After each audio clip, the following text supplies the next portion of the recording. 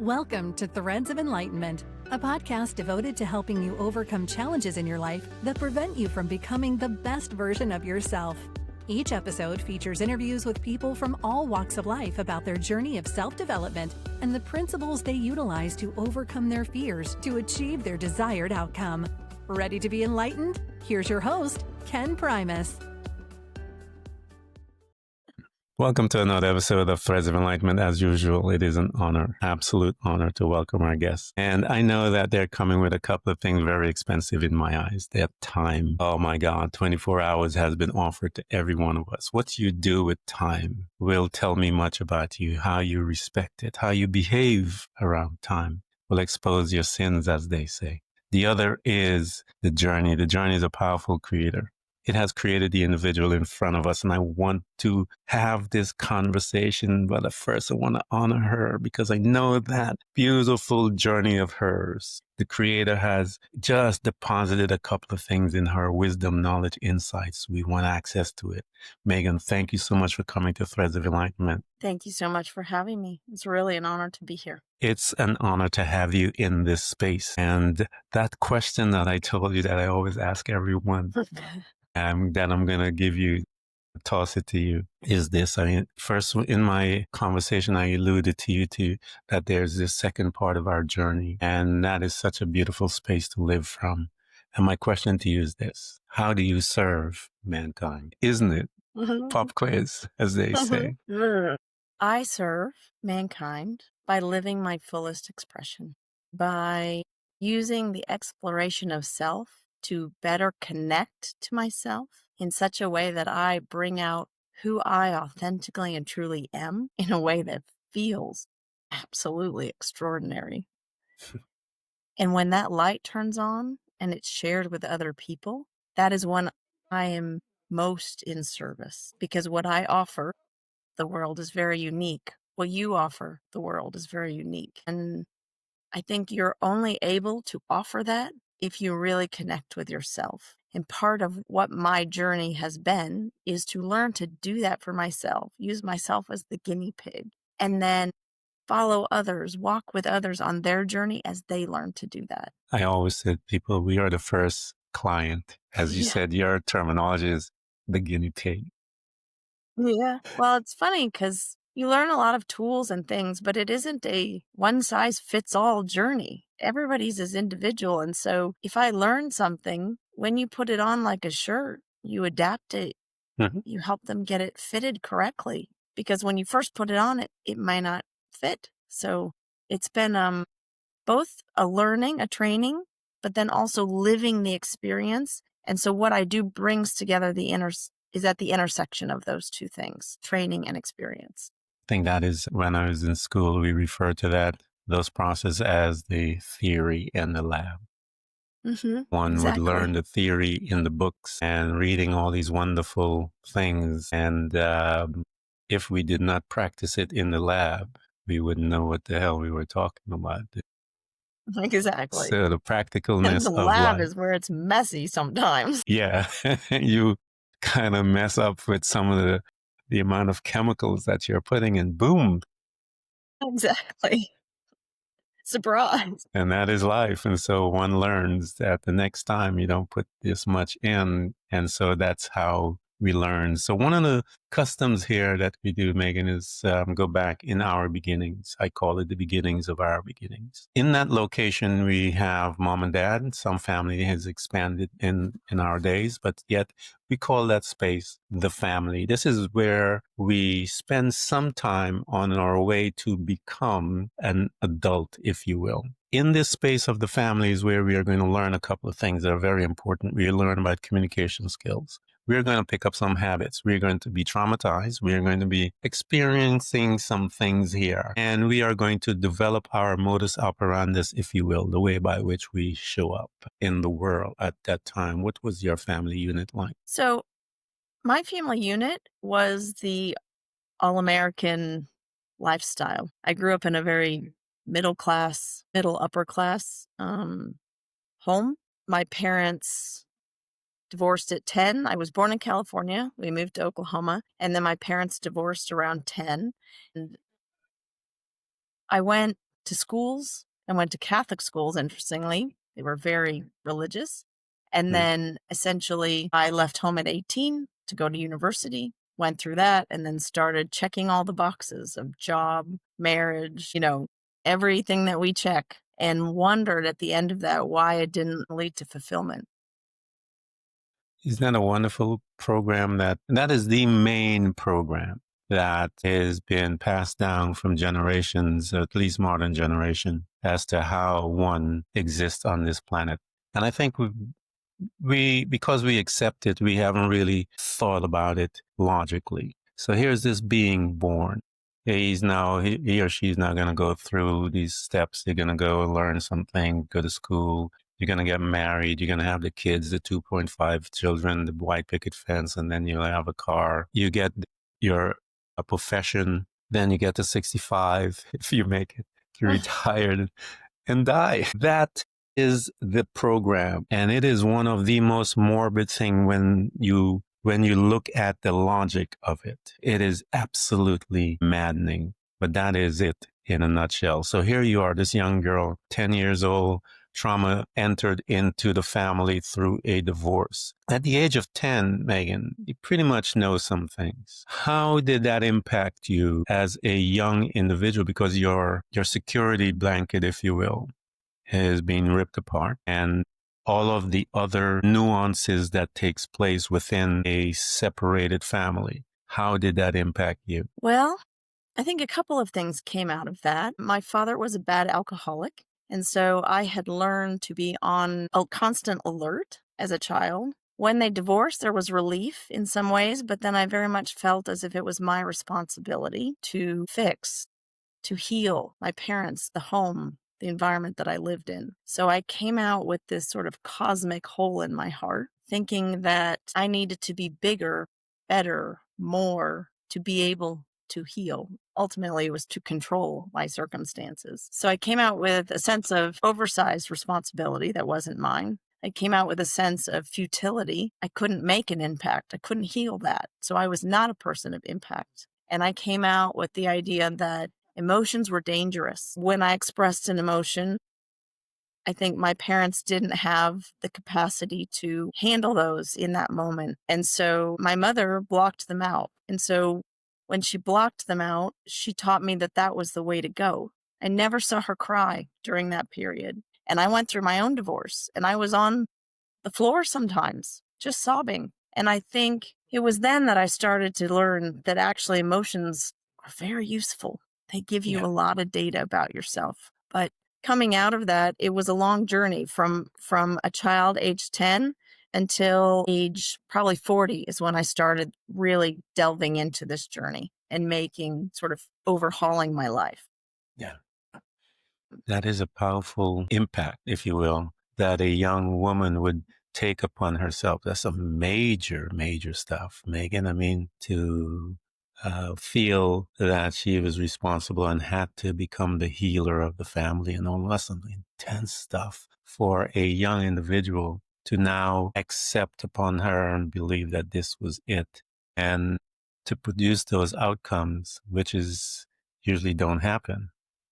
That is some sobering thing for an individual to be living with and internalizing as she is moving through her world. Here you are, as you eloquently spoke to the fact of how you were impacted. You said you became, when you were 18, some people, I always say, the people that when we get to that place, some of us run out of there so fast because we were plotting this from as soon as we can get our senses together. When you were plotting, if you will, and looking to college and so forth, what field did you pick and why did you pick that? Well, very interestingly, I first wanted to study psychology, but I didn't end up doing that, partly because there was a lot of math. And it has been shown that in studies that children under stress struggle with this, particularly women or girls under stress in childhood struggle with this. So I better understand that now. Also, at the time, the human psyche wasn't really something that my parents, my community, those things that formed me, that created that foundation of who I was, that wasn't something that they valued. That wasn't something that was useful. You could be a doctor, you could be a lawyer, you could be a teacher. something that existed in the physical world and focused on that. So I ended up studying English because I couldn't find the balance between what I should do and what I wanted to do. Mhm. And so I did what I came easily. And also, I love reading. It was my escape from the things that I couldn't control. And so I would fall into books and it would literally become more real than my life was. And at the same time, what I got to do is what I like to do best, which is touch other people's experience and to Yeah. learn from that and to apply that to my own life. That is So, the first phase of the trauma that happens to us is we walk into survival phase because that individual is impacted to a degree where it that damages is into the being, the subconscious being, it's deep stuff. And when it resides there and it holds no way to be expressed, which is through the emotion, it begins to manifest in some serious other places physically and all different behavior, all these different things it'll cause because it's not being given the opportunity to be expressed or released, if you will. And that is the journey. When that opportunity affords us, then we begin to walk there and begin to um, ease that pressure cooker, if you will. Here's this girl, her love of reading, the tool that she used to survive is the way by which she's now expressing herself in her life. Once you graduated and you said you love helping and so forth, once you graduated and you tossed the tassel up in the air and all this celebration goes on, where did you end up? I started checking all the boxes I possibly could to make sure that I was doing it right, that I was doing it the way that they said that led to success. In the 80s, there were all these commercials. It was very much how I lived my life. You'd do all the stuff, you'd get to the top, you'd be in that Corvette with the glasses on and your hair blowing in the wind. I got most of the boxes checked, and I certainly did not experience a Corvette with the wind blowing back. It just felt empty, and I woke up just wondering, what is there in life? Because I went to work for an international law firm and did Mhm. business development. I thought for a while that it was the industry Yeah. because I did all the things. I got the promotions, I checked the boxes, I had the title, I had the salary, did some pretty cool projects. But Mhm. then the meaninglessness, that emptiness was still inside. So then I thought, well, let me switch industries. So I Yeah. switched to the public sector, thinking, well, I'll be of service, I'll help people. And what's funny is I found a lot of the same things there, only it was overlaid with a sense of morality, meaning you work in this Mhm. industry, so you shouldn't ask for a raise and you Mhm. should work yourself to death because you're Yeah. giving to a good cause. You're serving. Self-care is not in the cards for you.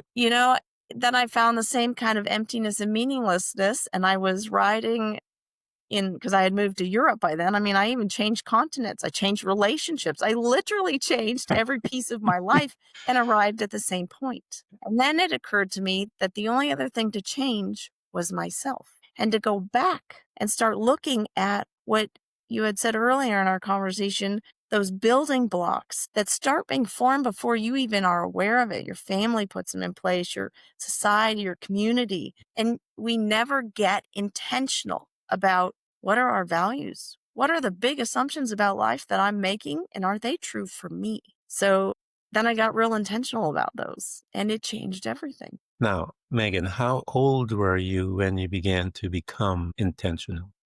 Ken, I was a hard-headed learner. I was a Aren't we very all? hard-headed learner.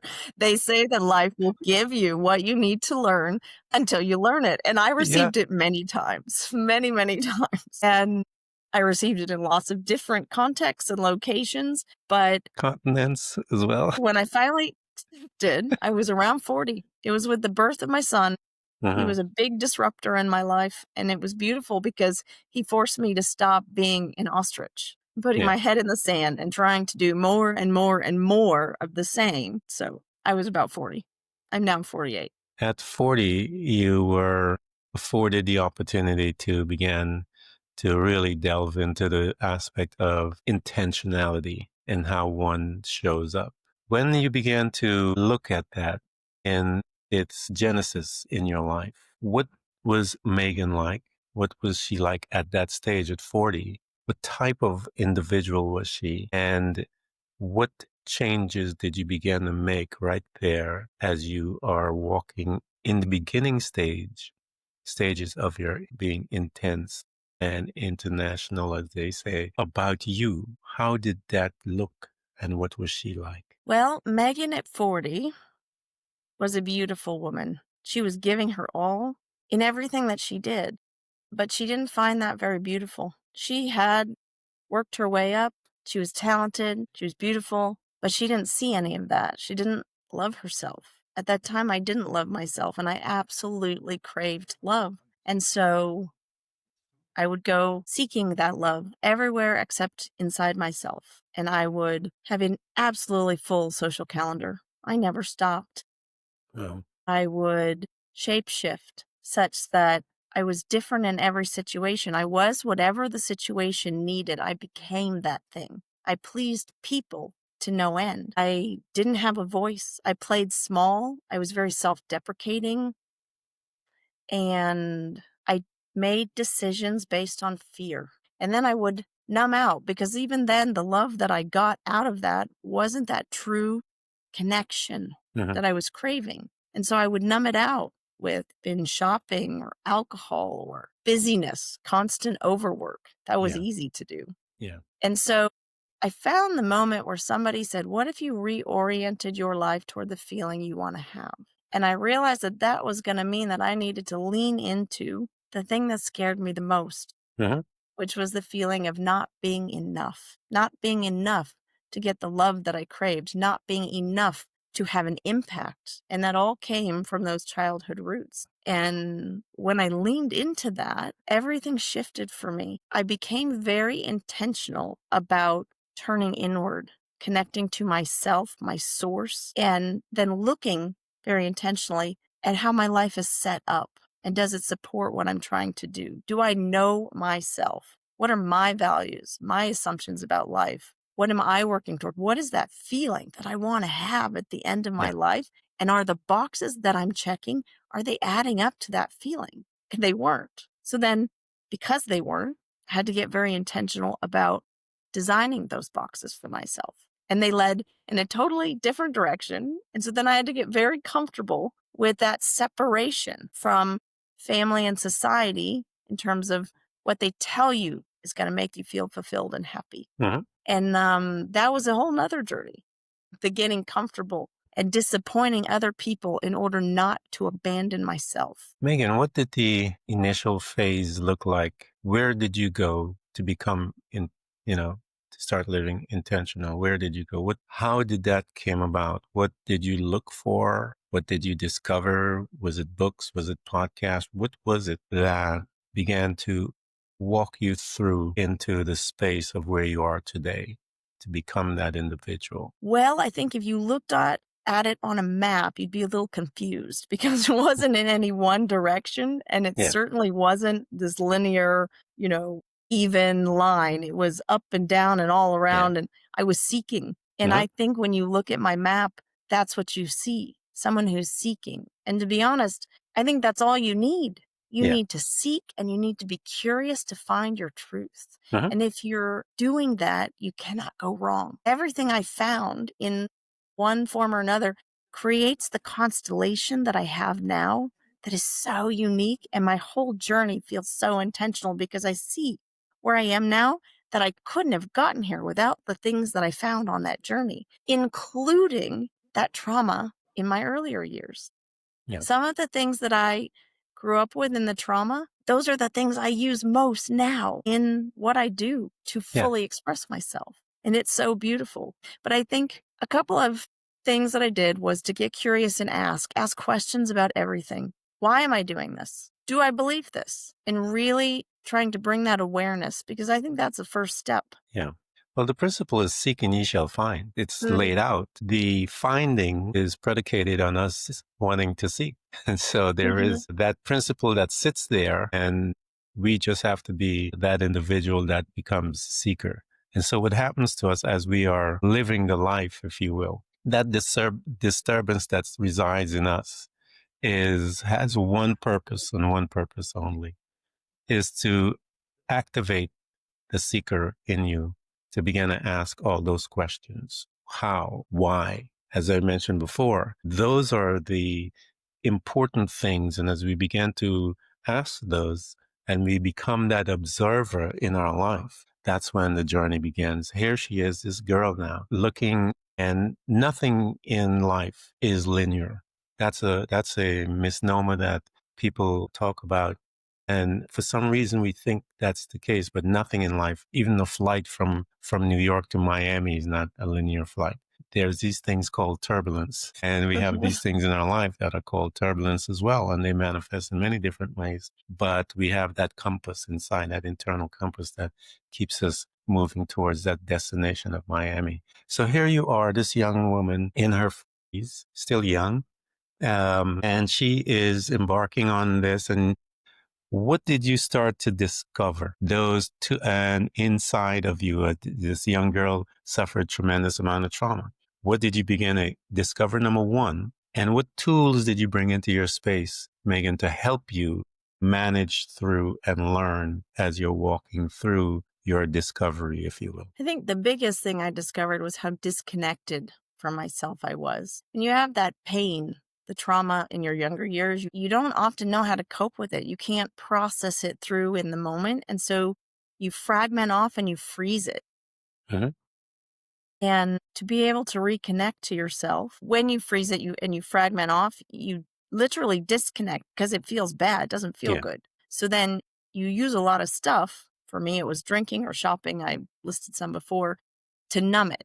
Netflix is a big one. You know, you watch a series, 24 episodes. 24 episodes, you don't feel the pain and their life Yeah. is more real than yours. Or sometimes you feel through them. I mean, Yeah. I could watch an episode of Grey's Anatomy and just sob and get a lot of the pain out, but I couldn't cry in my own life because Yeah. I had learned that was dangerous. That was bad.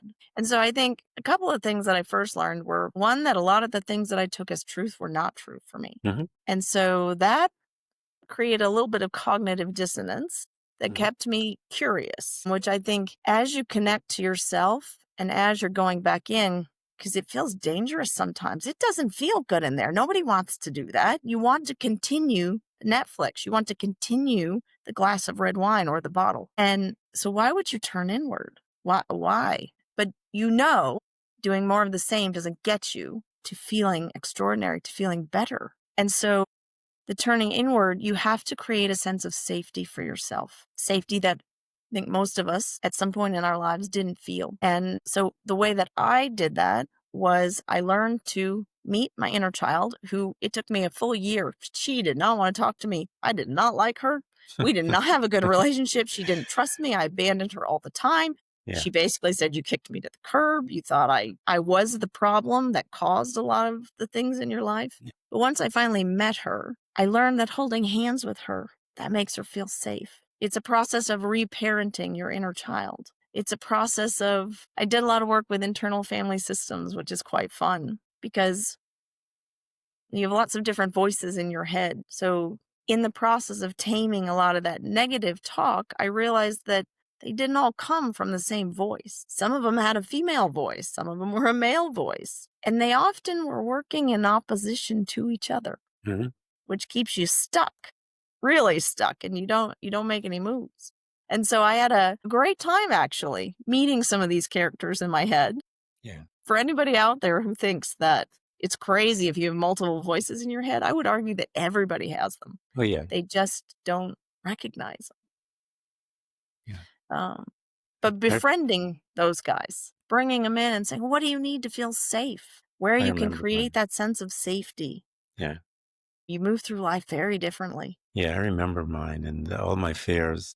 I had a custom that I would do. I was going through my journey, and one of my fears would manifest. I would cook dinner.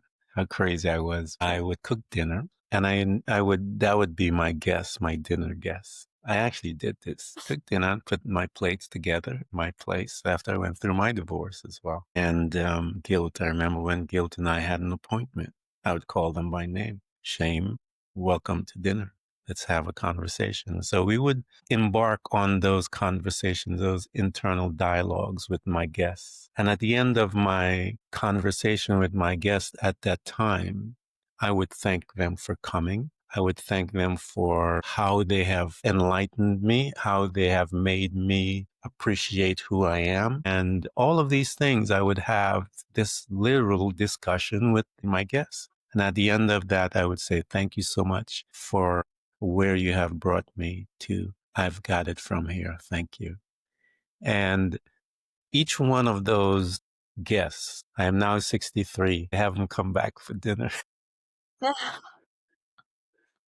Oh, that is such a And beautiful ritual. every one of my things, that's how I handled it, Megan. I had enough sense to know that I want to have this discussion, but I looked at them as an entity so that we can talk. And I would give them that opportunity to talk. I would say this, and then they would come back and we'd have that dialogue. And so I invite any of you and every one of you to have that dialogue, as Megan is talking about, reconnect with that young individual, because I had to go back and have some conversation with that young boy that was traumatized in a marvelous way. And he and I are good friends. And you have to learn how to forgive and all of those different things. And this is where you learn all those beautiful things that we talk about: empathy, forgiveness, loving the self, respecting the self, and so forth. And you have to have that conversation and that meeting, just as Megan said, with you first, in order for you to become a servant to serve others. Because from that space of your trauma,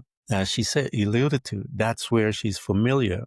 And so anyone that comes to her from that space, she knows the pitfalls, she knows all the dark areas because she resided there for many years. And many of you that are listening to our conversation with Megan and I, we're going to provide all of this stuff for you to get to her. And I want to encourage you to get into her space. She is a guide, as they say, and she has done much. And those of you that are in pain and not sure who you are, and those young girls that have gone through the motion of motherhood, the professional, all of that, and there is this dark pain in you. I have someone that has been there and has walked out, and she is more than capable of holding your hands and walking with you. So here you are. You are in this space. You're learning of you, and you're learning about you, and you're putting these tools, because I want to know, how did you arrive to today? Because this woman who's now 48 years old was still beautiful and gorgeous as that 40-year-old woman, but this time she knows her stuff. And so here's this woman that has been on this journey of learning about her. As she began to implement, as we talked about you being that guinea pig, bringing these tools into your space and guinea pigging, if you will, as they say, talk to us as how did you begin to love her? You alluded a little to it. How did you begin to, you had talked about holding her hands. How did that look like to that young individual and to you as you guys are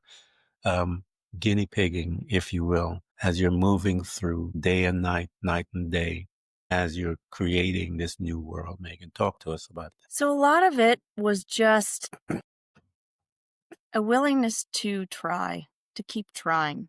Because as I said before, she didn't talk to me for a year. There was no Yeah. trust there at all. And so it is literally as if, so you brought them in as guests for dinner. It's the same kind of thing. You try to get to know them and you have a relationship with your inner child as if they are outside of you almost. Mm-hmm.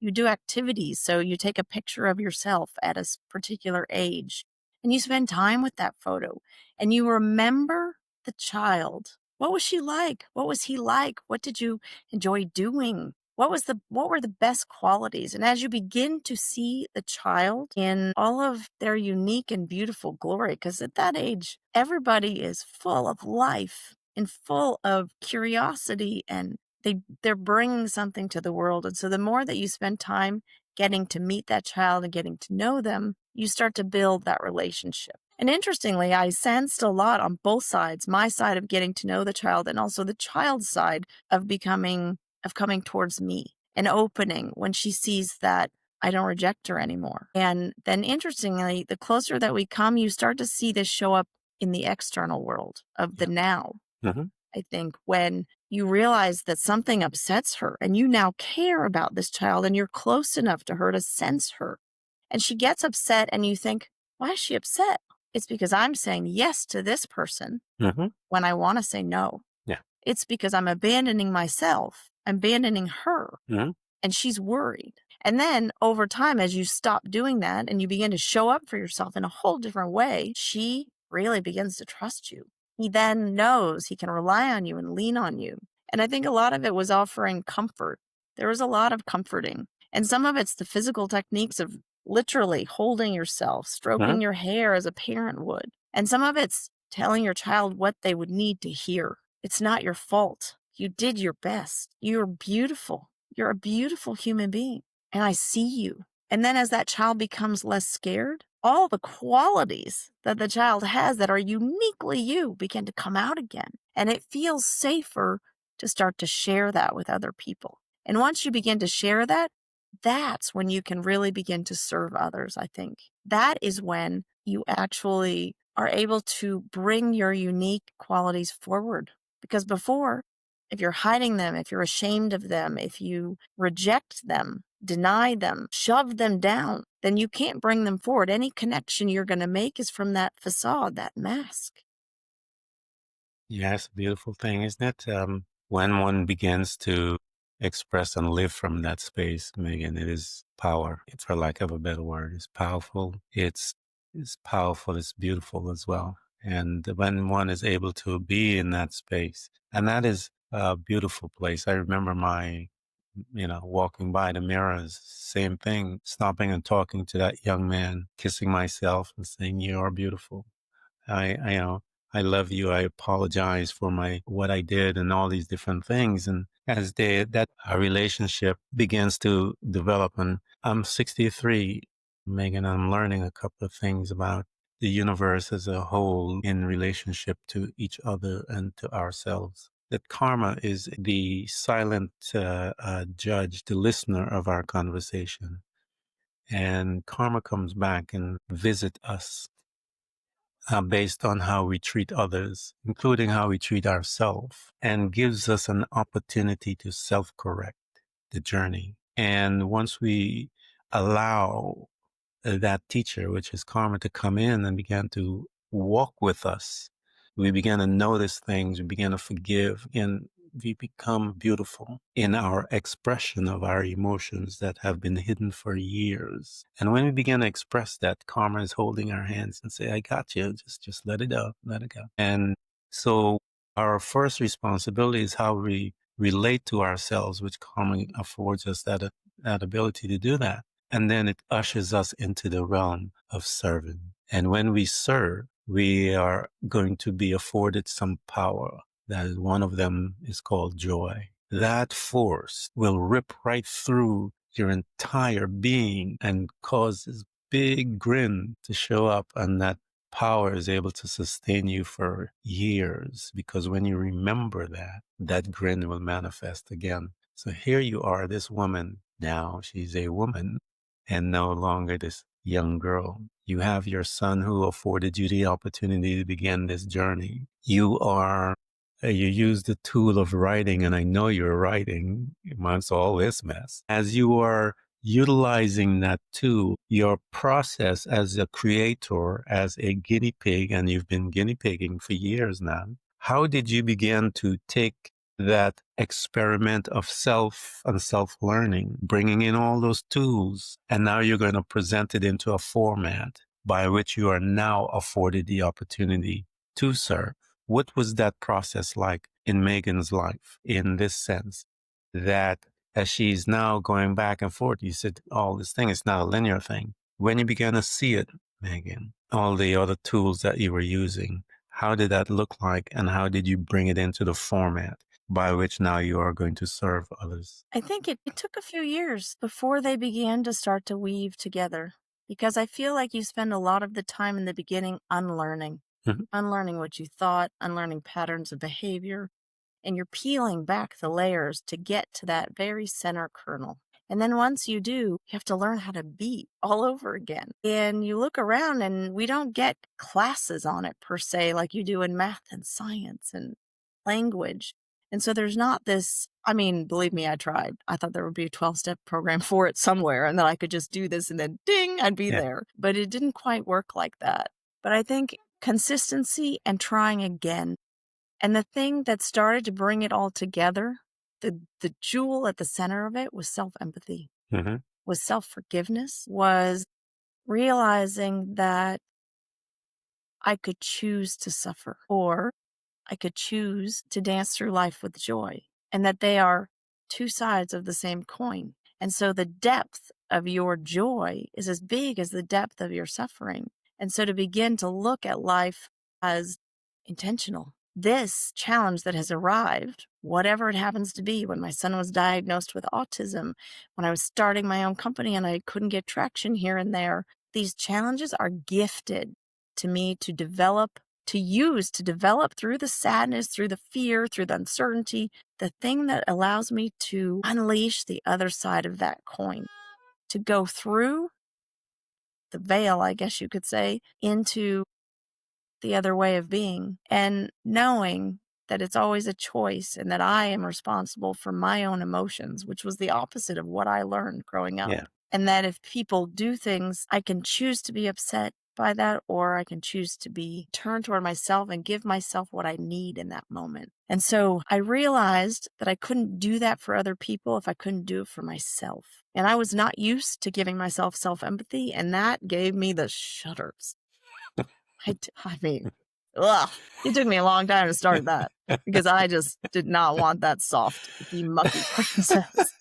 I was used to the punishment technique. Yeah. Shape up, and telling myself that over and over again. And so the idea that through softness, through acceptance, through opening and being vulnerable, that is the way towards enlightenment was A, shocking to me, and B, I was like, no way am I going through that. And then over time, I did. I mean, I took a lot of different courses, nonviolent communication. In that, there's a dance of empathy.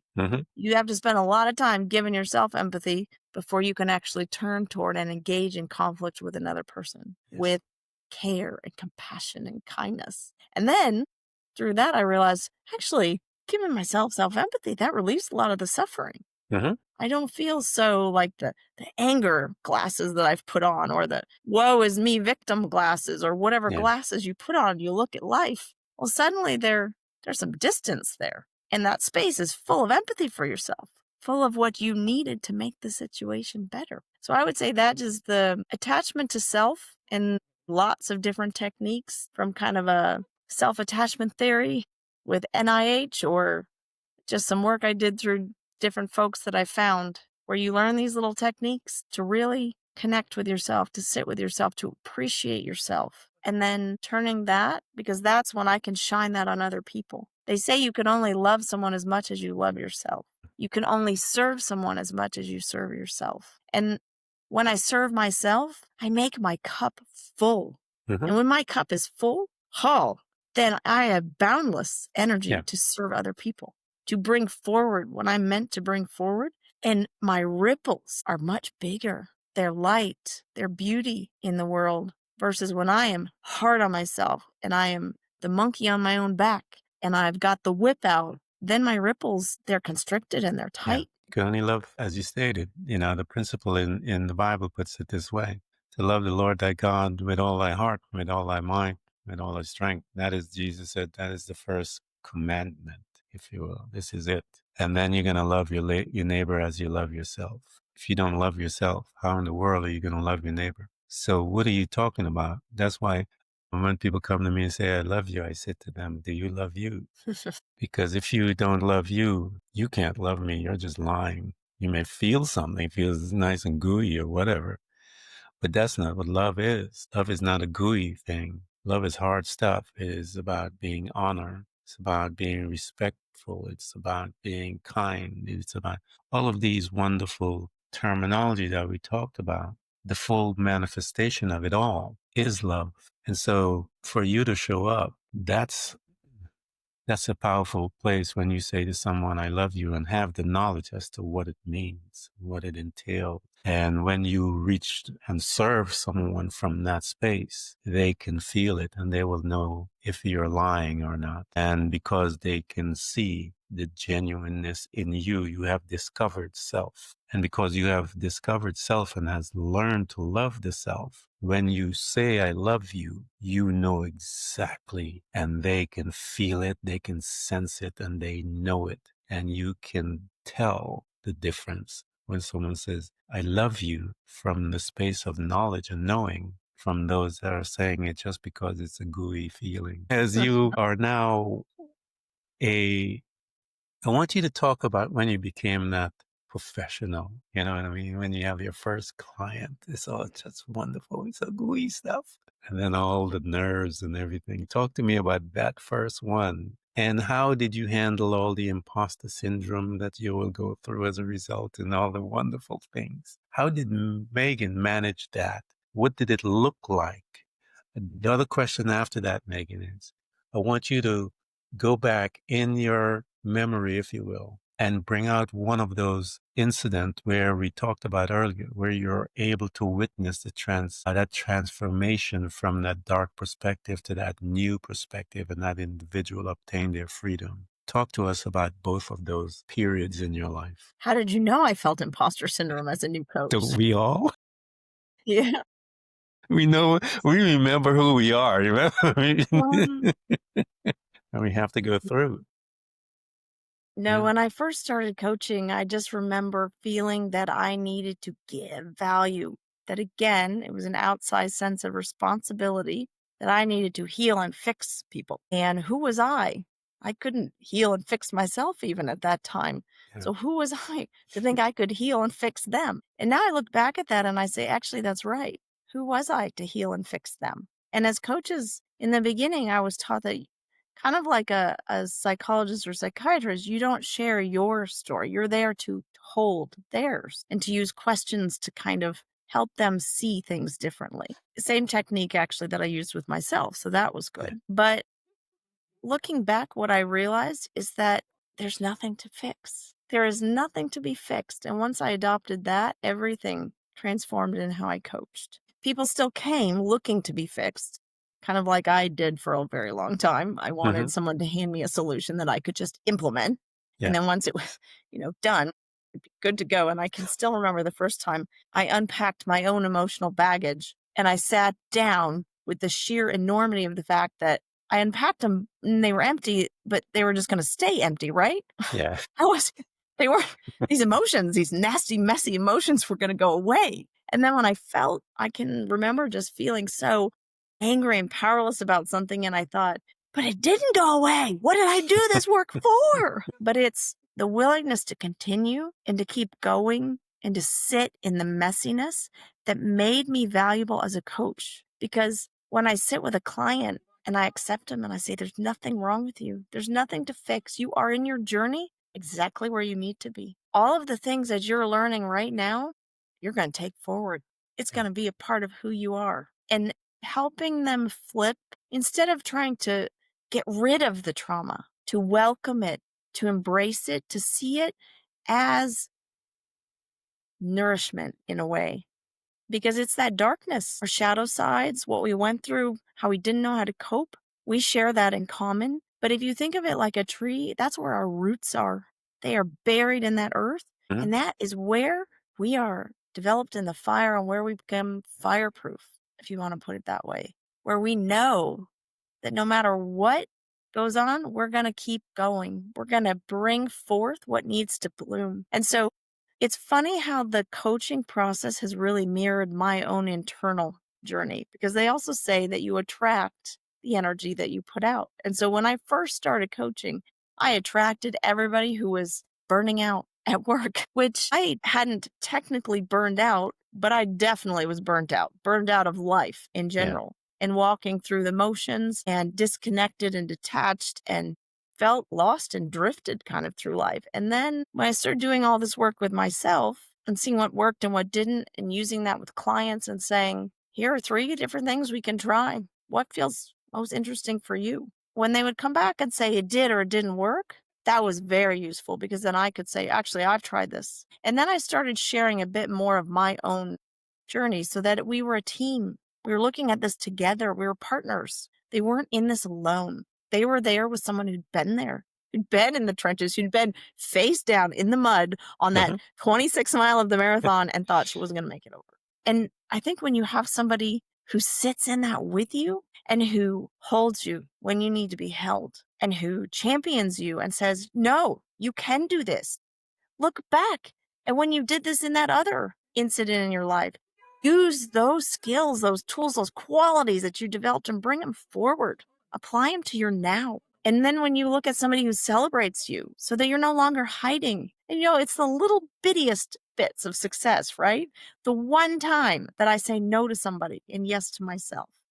And it's a very small thing and I feel so guilty and I don't. Like I want to turn around and be like, no, wait, I was wrong. Of course I'll do whatever you asked. But to have somebody who celebrates that as a massive accomplishment, and then somebody who holds you accountable and says, wait a minute, you've told me this is important to you and this is a value. We got clear on your values. And now you're telling me that you aren't showing up for yourself. I want to know why. And so you have somebody that runs that whole spectrum with you. Then I think it makes it possible because that kind of space fosters change where you have actions that weren't previously possible, things that you couldn't see that you suddenly can see, that you suddenly can take because you're not alone. And so, I think the client that was the one who made the biggest change is the one who was like me and so committed to being the ostrich and had moved from company to company doing the same job at different companies. She'd go up the ladder and it was a big corporate company. And she would say, well, I want to start a baking business. Well, it's just a side hobby. People don't make money at this. I'm not one of the lucky ones. I can't do my heart's work. I have to do the 9 to 5 to bring in the money. And she felt that if you didn't do what your family told you to do, that they wouldn't accept you. And so who's going to turn against belonging if they feel that they're going to risk their connection with everything they know? But through the work that we did together, she learned to give that sense of belonging to herself. And I think that is ultimately what I have learned to do. And so I get over the imposter syndrome when I realize that there is nothing about the person to fix or to change. And I am just there to share their experience, to witness, to hold space, to offer them unconditional acceptance. And when they can't see the best in themselves, to be that mirror and to mirror back all of those amazing qualities that they have and how unbelievably magnificent they are. And then they feel possible. And then they have inside them everything they need to use to move forward the way that they want and create a life that feels as extraordinary inside as it looks outside. There's no imposter once you found yourself and love yourself, is there? All you need to do is show up in that, with that, and show up in that form. And what are you being an imposter about? You are being you. And so we are always, when we are looking at that prism of where we were, at who we are, when we make this decision as one being an imposter, if you will. You have a mic. This mic is plugged into everyone on the planet. 3 billion of us change. I have one of those other questions that I want to ask. What would you say? It's another one of those big questions. Do I have the mic for a limited time? Because I could go on. No, I think the one message that I think would change the way that everybody showed up is to know that they're worthy, that they are worthy just as they are, not as for what they do, not for what they have, but just as they are. That's it. I love it. I remember in my journey, and I haven't really shared it in its totality of bits and pieces. Actually, there's an episode out there where I was interviewing this guy, a friend of mine, Jay, and he turned the whole interview on me and started interviewing me. And You got your own medicine. I think that there's a episode out there with that. But what I've learned is exactly what Megan said. And I asked her that question about the transition of one of her clients or her people and the way how she does things, because I wanted you guys to listen and hear her process of how she approaches being that team member, that close team member of that individual, to be that mirror and to be the one that holds you accountable of all of those things that she does there in that space. And I want to invite you guys to come and go and sit down with her, become proactive in what you want out of life and stop being living off of the default program. You are worthy of much. You are precious. You are one of a kind. You are an endangered species. Come sit down with one that has gone through 26 miles with her face on the ground, eating that pavement, as she says. And she has learned all of those little potholes that will keep you from getting to where you want to be and need to be. She is your guide. And I invite you guys, we're going to provide all of her links and everything for you guys to get to Megan. I love her story because she expressed so eloquently what the programmers tell us that we ought to do. She did it and she still was not happy. And so you will do the same thing because that's not where your happiness is. Your happiness is inside of you, and she can help you to excavate some of the noise, if you will, and so that you can locate you. Megan, thank you so much for coming to Threads of Enlightenment. This has been a good one. I've had fun probing and learning from you. Thank you. Thank you for probing. The work that you do is really needed. And what I love about it is that it shows it can be fun. The idea of having dinner with shame, how fun and playful is that? I wish Yeah. everybody would do that. I mean, I'm a little special, girl. I'm going to take it though. I'm going to try. You are welcome. You're welcome. And those of you that are listening, I really invite you guys to come. And Megan expressed hers, where she talked about taking that picture of that young self and begin to imagine and walk with that young self. We all have our different ways to do it. Find yours that resonate with you and welcome that conversation and begin that expression with that young self. I promise you, you will love it. There's much freedom there, and there's someone that needs some answers that you have, and they're waiting for you to come. So go get there, rush, and become whole, as they say. Megan, again, thank you so much for coming. It was really a privilege to be here, and I had a great time. Thank you. Thanks for tuning in to Threads of Enlightenment with Ken Primus. Hopefully you're now feeling more empowered to overcome the challenges in your life, whatever they may be. Share that inspiration with others by telling them about this podcast, rating it, and of course, remember to subscribe so you don't miss a single episode. For more connection, you can find us on Facebook and Instagram by searching for Threads of Enlightenment. Until next time, stay enlightened.